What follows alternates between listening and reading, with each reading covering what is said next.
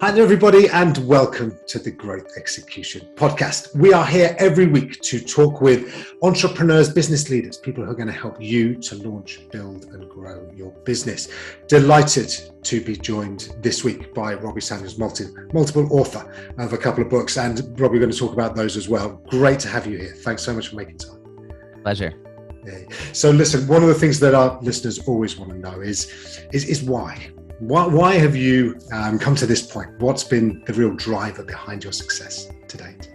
Well, I really believe that events are about content and connection. So prior to the pandemic, I was helping people design more engaging in-person events, and I was helping conference attendees make the most of those opportunities. I did that for more than a decade through speaking, writing, podcasts, TEDx. None of that was what people needed in March 2020. So then I was trying to apply those same sort of focus around connection to virtual events when virtual events became synonymous with events. Short story is that led to me growing a six-figure company within 8 months in the middle of a pandemic, working nonstop. And it started by me hosting a free virtual happy hour on March 13th, 2020. Fast forward to this year, I wrote a book, my second book, Small List, Big Results, Launch a Successful Offer, no matter the size of your email list, to share or to answer the question that people kept asking, which is, Robbie, how did you do that? And I also wanted to share for the reader how they could apply the same principles. And part of that success was in 2019, 2020, I am also a business growth strategist, and I've been coaching entrepreneurs through those tumultuous moments around the pandemic. And I essentially treated myself like a client. So I'm sharing those same best practices in this new book.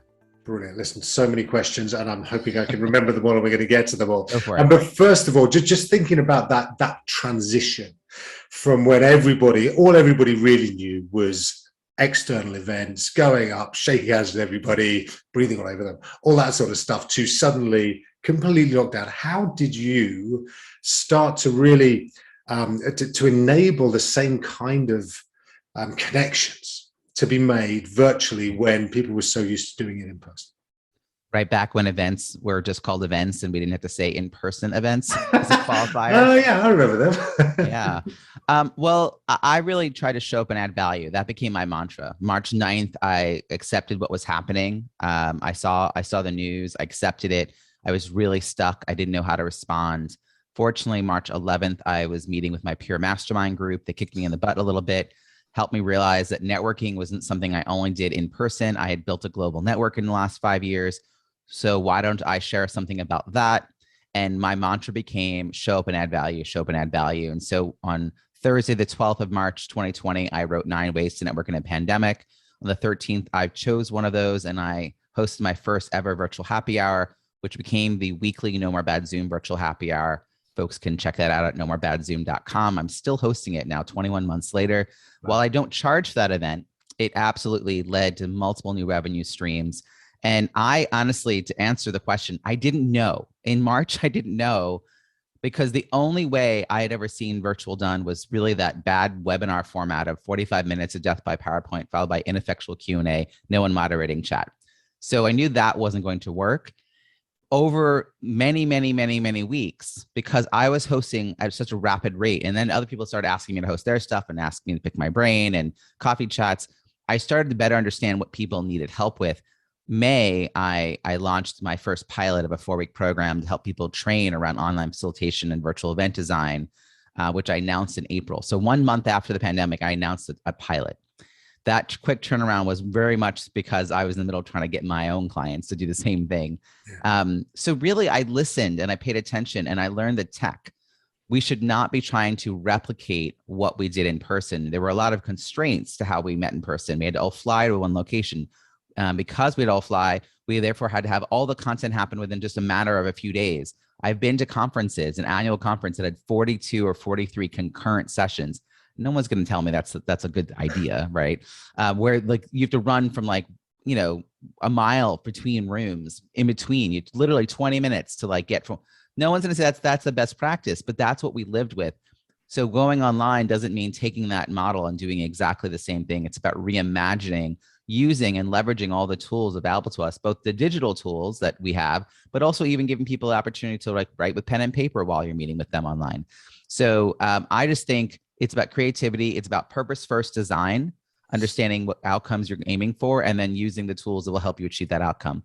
And, you know, it's not like I knew in the beginning, but then over time, I was actually just reviewing the run of show from a holiday party last year that a client asked me to help them with again this year. And I was noting all the things I now do differently from last December to this December. Oh, wow. Yeah, I don't do that anymore. Nope, I don't do that anymore. No, I don't do that anymore. I was like writing her little notes. I'm like, yeah, no, I have a better best practice now. So even now, I mean, you just keep learning. And I will say that the number one factor was continuous improvement. Yeah. You know, the idea of getting 5% better every time you host or present online. Perfect. And then that kind of iteration is very sort of, it's a kind of product development, really, isn't it? And you're kind of the product that you were selling that was the same title as last year in terms of the actual what it was doing. The detail has improved over time. And as you say, every 5% is a significant enhancement when it's compounded. Exactly. I just had much more opportunity than a lot of other people early on to do that compounded success, right? Because I was hosting my events at other people's events early on. I will tell you that March 13th was the first virtual happy hour I hosted. I had experience hosting group masterminds and group coaching programs prior to that, which is why I think the related skills, the transferable skills around online facilitation was something I was familiar with. I thought everyone was. And I was actually surprised to discover people needed this help. Yeah. But I had sort of grown into that role for a while. I didn't know I was an MC even though I had been sort of doing that in person and online. I never claimed the title. In fact, I was part of this MC group online and I felt like a lurker, you know, so funny to find out that like, those are all my skills, these adjacent expertise. I think a lot of us need to lean into that when there's a huge shift in the landscape. But March 20th, 2020 was the first time I hosted an event that had breakout rooms, because prior to that week, I hadn't gone to the settings and I didn't know that I had them, just like everyone had them. Yeah. So this is an example of, you know, March 20th, I didn't know I had breakout rooms and I hosted them for the first time. April 14th, I announced a pilot of a 4-week training program about how to use Zoom. Yeah. And I ran it for 4 months in a row and 40 people went through it. It became a certification program. It's called a 5% Advantage program because, again, 5% better each time. My wife thought it was a bad name. She goes, why would anyone want to look at 5% better? And I was like, no, compound. People will get it over time. We'll get there. Yes. But that also led by the end of 2020, by summer even, people were hiring me to bring their events online with less stress and greater participant engagement. And you know, going into 2021, it became this thriving 6-figure company. Mid this year, I decided, you know what, I had a book that I had written 20,000 words in 2018. I decided to dust that off and add in all the stories and all the detailed steps that I had discovered along the way in the last 3 years, working with all these different entrepreneurs. And that's how Small List Big Results finally came out. And it feels like the right timing. It's had this tremendous liftoff. It hit number 1 in 8 paid categories, including 2 Canada and 1 Australia and the rest in the US. It reached number 4,202 in all US Kindle, which I couldn't even plan for. And it has currently 170, almost 170 reviews online. I think it's 167 or something. So and it just came out within the last, October 31st was officially the launch date. So this is, this is a movement that's happening. And I'm really thinking of it almost like a small list revolution. What can we all do with what we already had? Leaning in. The premise of the book is not about your email list sequences or lead magnets. It's that we should lean into the existing network we have. And that's where we're going to discover likely prospects and likely referral partners who already know, like, and trust us. Mm-hmm. And we'll work with them to figure out what are the problems they are experiencing from their perspective. And then what solutions can we develop that they then really want. And so we're no longer building things and then, throwing into the market. The market's kind of like, who are you? What is this? Yeah. And hoping for the best. Which I mean, everyone I know has had that problem. Correct. And you do. And this is where your 5% iteration can take a long time until it gets to product market fit. Right. So that's, I think what you're talking about is absolutely a movement. It's a very, different, it's a very 2021 way of going about things.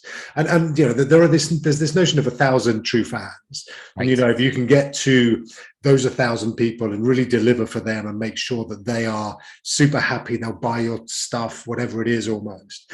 Is that kind of the same sort of area that you're looking at and you're building within your movement?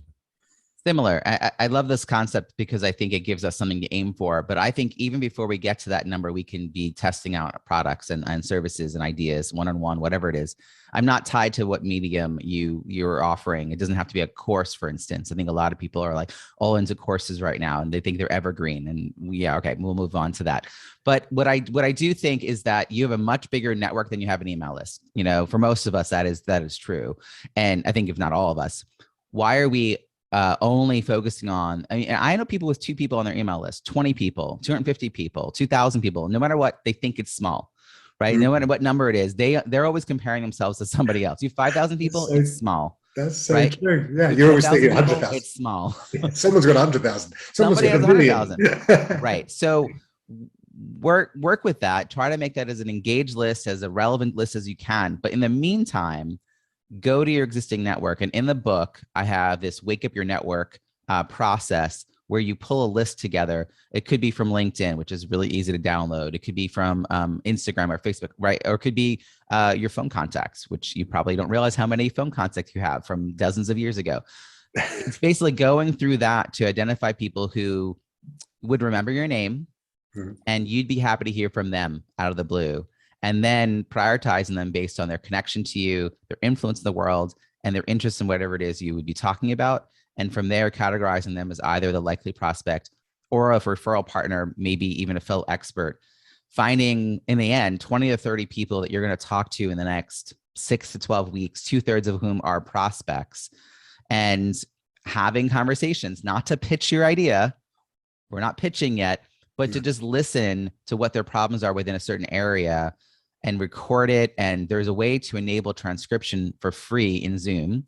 And so you get a transcript and you can then pull out specific problem language. And in the book, I have an example of if you create a program for women who are fatigued and you keep talking about these fatigued women, but you do an interview with 12 women and none of them use the word fatigued, but more than half of them say exhausted numerous times, maybe it's time to change your copy, right? Yeah. Like, that word fatigued is your word as the expert, but the way they think of it is exhausted. When they read your copy, they don't think you're talking to them. Yeah. Sometimes it's minor shifts. Sometimes it's bigger than that. You realize the way they're thinking of their problem is way more basic. And you need to take a few steps back to like acknowledge where they're coming from before you can sell them the bigger solution. That's usually the mismatch with entrepreneurs, is where our vantage point is way up high. And so the solution we deliver is for the big problem, but they're stuck in little p problem worlds. Yeah. And they're not, they see your solution. They think it's outrageous. It has nothing to do with what they're trying to do. And therefore they don't buy from you. Do you know what? There's so much good stuff in there. And, again, we'll make sure that the reference to the book is where you find this podcast as well. But yes, just that for any entrepreneur listening, the idea that you have that vantage point, and it's almost, you don't necessarily realize you're speaking in a particular jargon or because you've thought about it so much. That is not how everybody else is thinking about it, and listening to the audience and understanding how they talk about their challenges is so, so critical, isn't it? Mm-hmm. Wonderful. Yeah. And I also think there's 2 reasons people don't have these conversations. They're kind of an extreme. One is the people who are really nervous. They don't know who to talk to, what to say. Literally, they're just like holding themselves back from their own brilliance. And then there's the people who are the experts who just, I know, and I call it expert syndrome. Here's the thing. If you have a conversation with people, you'll probably learn something, even if it's just minor word language, shifts, but you're also building the runway for your idea to take off. Now, if you have the 100,000 person email list, you basically own a fleet of helicopters and you can announce an offer and it'll just take off, right? You don't need the runway. But for those of us that have smaller lists, we need to build momentum around an idea. And that is part of the sales pipeline in a way, but it's not salesy. It's inviting people to co-create, inviting people to opt in, it's inviting them to buy in, and if they don't buy, they might still want to refer you because they feel much more connected to what you've created. They believe in it, they trust you. They'll be willing to like share some of that credibility with people in their own network, much more so than if you just kind of develop this in silence. You probably wouldn't have created quite as good of a product or marketing for the product, and you wouldn't have anyone rooting for you or waiting for it. When my book came out, I had like, a couple hundred people waiting for the book. right? So whether it's a book or a podcast or a paid product, a one-on-one, whatever you're trying to create, like make sure people know about it. And the book comes with a big results toolkit, bonus content, so that you can really implement these strategies. There's the Wake Up Your Network workbook, for instance, and the Analyze Your Problem Language workbook. So, that's all available at robbiesamuels.com/Mal. Super. Right. We will make sure that people can get access to that. Robbie, thank you so much for all you've done so far. We want to ask you, as we do every guest, a few sort of quick fire questions, if we may. So just out of the box, what is the best piece of advice you've ever received? Oh, okay. My mother told me when I was 12, which was kind of actually devastating at a 12-year-old, but I think it's very true. She told me that I'm only the main character in my own play. This happened because I hadn't been invited to a birthday party. 6 months earlier, a friend was moving out of town and told me I would see her next at her birthday party. But 6 months later, she had moved on and I was still waiting for the invitation. And my mother pointed that out, like in that person's world, like they're the main character, and I had sort of fallen off the stage somehow in the last 6 months as 12-year-old lives have evolved, which was harsh at the time. She doesn't remember telling me this, by the way, but as an adult, I think it's very freeing and it's very true. It takes a lot of effort to get on someone's stage, but once you do, you can tend to stay there for a lot longer. And so your best friends are on your stage and you're not going to forget them, even if you don't talk for half a year. But when we're trying to connect with someone for the first time, it takes multiple points of contact usually to get their awareness that you're even there. So don't hesitate to try, because some repeat effort is going to be required, and no one's going to remember the thing you said because they're not going to really remember that you said it until they know who you are. And that's because you provided some sort of value, showed up and provided value. So that was not really advice, but it's a life lesson. You're only the main character in your own play. Love that. Thank you. What or who would you say is your inspiration? Well, I always give homage to my dear friend, Dory Clark. Dory is an amazing author, speaker, coach. She, speaks, teaches at a business school, and I've known her for over a dozen years. She's really inspired me, pushed me out of my comfort zone numerous times as a mentor, as a coach, as a friend. I love witnessing her success and, inspired by the people she's able to bring around her. It's really her network, her community has been really incredible the last few years as I've gotten to know everyone as well. So I love people who are very giving, and she's the most empathetic and just sort of like high EQ and high IQ. Like it's a remarkable combination. Oh, that's a lovely testament. And thank you for sharing that. What do you think, if you look back at when you first started out, okay, going all the way back to young Robbie, what do you know now that you wish you had known then? I wish I had woken up my network properly and tested out ideas before building them and trying to sell them. In the second book, Small List Big Results, I talk about my process of trying to launch my first group program. And I went into the whole process having no idea who my ideal clients were, even though they were right in front of me, surrounding me, coming to me all the time. I packaged everything incredibly wrong. I struggled so much to get these ideas off the ground, even though I knew people needed this help. And it was trying to sell networking. And what am I still talking about? Networking, but I'm not. I'm talking about business development. Suddenly people are really interested. It's that fatigue versus exhaustion thing, isn't it? I thought I knew, and I just didn't understand the way people are looking at it. Even my new book was going to be subtitled Leverage Your Network to Grow Your Business, but truthfully, no one's looking for this solution. So that's why it's launch a successful offer, no matter the size of your email list, because the problem that they think they have is a small list. They think that's the reason they're not selling. And that's what they're looking for solutions around, right? So you have to kind of meet people where they are. It doesn't matter how good the content is if you package it wrong. Yeah. Such good advice. Robbie, you've been amazing. Thank you so much for spending time and sharing your insights. My pleasure. Look, anybody who wants to read a great book, Small List Big Results by Robbie Samuels, that's out there right now. And we'll have links to it for sure off the back of this podcast. Robbie, what's next for you?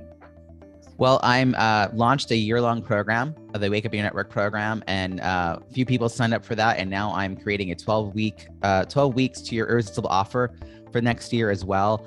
Really just trying to help people through their own product market fit journey and then helping them leverage their network to get there. It's very exciting, doing a lot of research calls right now around that, following my own best practices. And I'm going to continue to serve my virtual event clients, helping them bring their events online with less stress and greater participant engagement. Brilliant. Well, Robbie, you've been such a great guest. Thank you so much for your time, and congratulations on all you've done. Thank you. Brilliant. Listen, thank you also for listening out there. Another great episode of the Growth Execution Podcast down. We'll have yet more next week where we speak to another leader who will help you to launch, build, and grow your business. Until then, have a great growth week, and we will catch up again in 7 days. All the very best. Take care. Bye-bye.